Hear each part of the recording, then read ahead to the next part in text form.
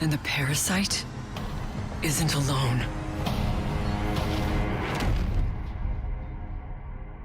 Everybody, Tim Anderson here, aka Renfell, and welcome to the latest Is It Worth It series here on my YouTube channel.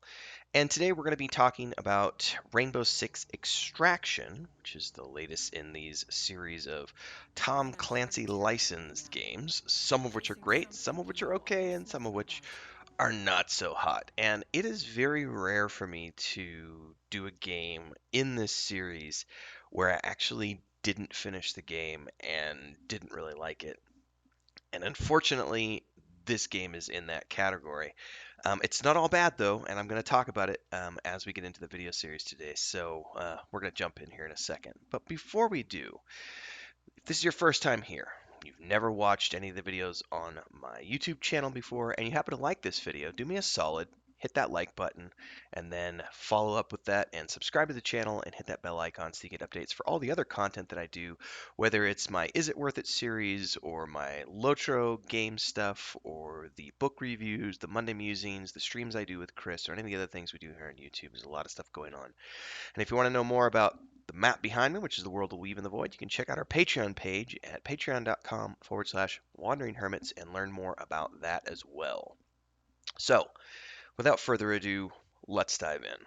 So, the premise of Rainbow Six Extraction was actually really cool. I like the idea of you've kind of got these alien sort of thing happening, and you got to go in and you got to fight against them, and it's like fungus, and you gotta the story is cool. Unfortunately, I feel like too many games try to cram co-op down your throat, and it's done in such a way that it unfortunately isn't fun. Um, I like the way that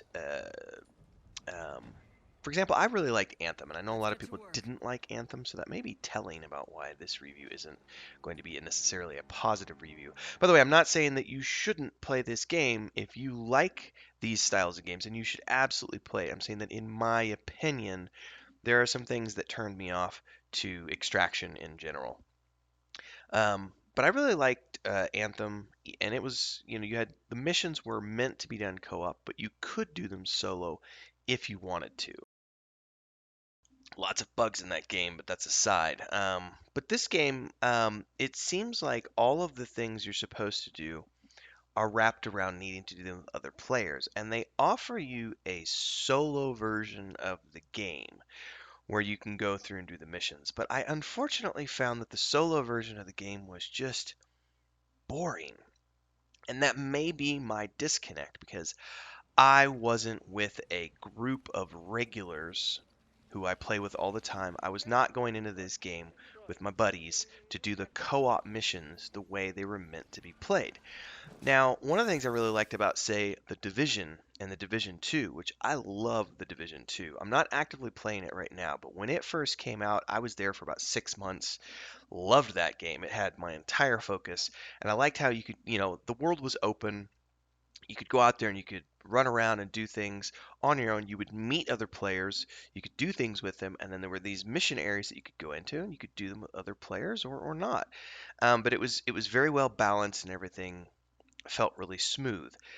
This game, unfortunately, even though I love the premise, I love the idea of aliens. I love that. Like I love this creepy thing, and I like one of the things I did like was like if because you have a whole roster of heroes that you can choose from, and if you're doing a mission with one of those heroes and the hero falls in combat, they get trapped inside and they get covered in the foam. I forget what it's called.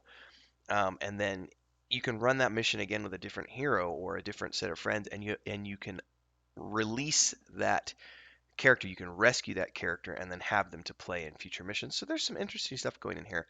But ultimately, I just didn't have fun playing the solo version of this game. And that's a problem for me. Like, if you have a game that is meant to be played solo or co op, and you promote the solo play as something you can totally do when your friends aren't around, then that solo play needs to be fun. And for me, the solo play was not fun. And I'll give you an example. The the part where you have to rescue someone from like the tree thing. Like you have all these different things that are going on at the same time. So you've got, things that you have to destroy to keep energy from going to the tree, to keep the person from being enveloped once again. You have waves of enemies coming at you, and it's just this thing where it's a trigger fest of like turn, shoot, turn, shoot, turn, shoot, turn, shoot, turn, shoot, and you're constantly running around. And there's not a lot of strategy involved. It's just how fast can your fingers move the triggers and pull the bumpers. And that to me does not make for fun gameplay. Now, that particular mechanic, I see that being something that works very well with a group because you have one person on the tree trying to pull the person out. You have a couple of people focused on, dealing with the waves that are coming in while also focusing on destroying the points that are coming in to keep the power from coming back to the tree thing. And then the fourth person can easily be helping support those two people by constantly focusing on the energy points and dealing with waves as they come in. So it makes for very strategic gameplay in a group scenario. So I think from a group point of gameplay, and granted, I didn't play any group gameplay, I'm saying this from my perspective. Um, I went into this fully knowing that it's meant to be a co-op game, but I expected it to have some elements that I would enjoy, like with Anthem or The Division, where I could do solo stuff while, looking for a group. Unfortunately, it didn't pan out. I mean, the controls are there, the gameplay is there, but I also felt like the gameplay was really generic. It's not like, revolutionary story, revolutionary gameplay. It's go in, shoot some mobs, ooh, be stealthy and stab them in the back, and that's better. And ooh, here's some regen points and some extra ammo and stuff like that. And then another complaint that I saw a lot of people have, which I kind of get, was the fact that your health doesn't, the health bonuses that you get during a mission don't actually increase your health. It just adds on top of what you already have, or adds on top of your max. And you can never go beyond your max. So if you've got 100 hit points and you lose, say, 40, so you're down to 60, and you get a health bonus, it's not taking you back to 100. It's adding the bonus on top of the 60 that you have. So you're not actually getting any extra. You're just getting a buffer that gets added onto whatever you have.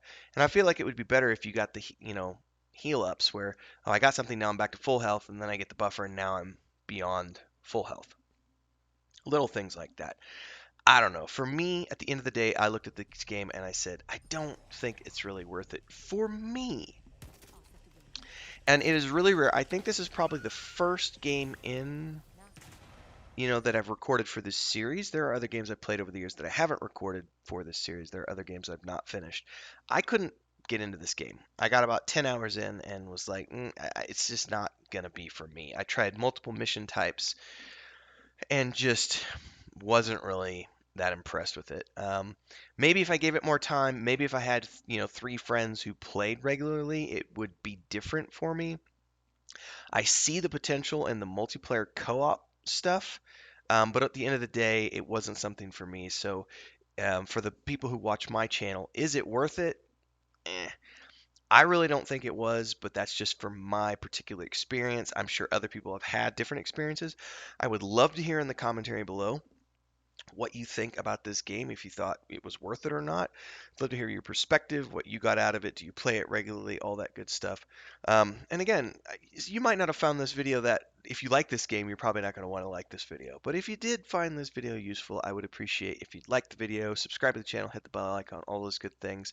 And don't forget, we have a gaming community. You can join the Discord down below. And if you want to know more about the Weave and the Void, which is the world on the map behind me, which I'm building with my brother and my wife, you can check it out over on our Patreon page. Patreon.com/Wandering Hermits. It's a 5th edition tabletop campaign setting with modules, a point and click adventure game, and a book series, all of which are being produced through our Patreon. So hopefully we'll see you over there. Stay tuned for the next video. Hope everybody's staying safe. See you next time.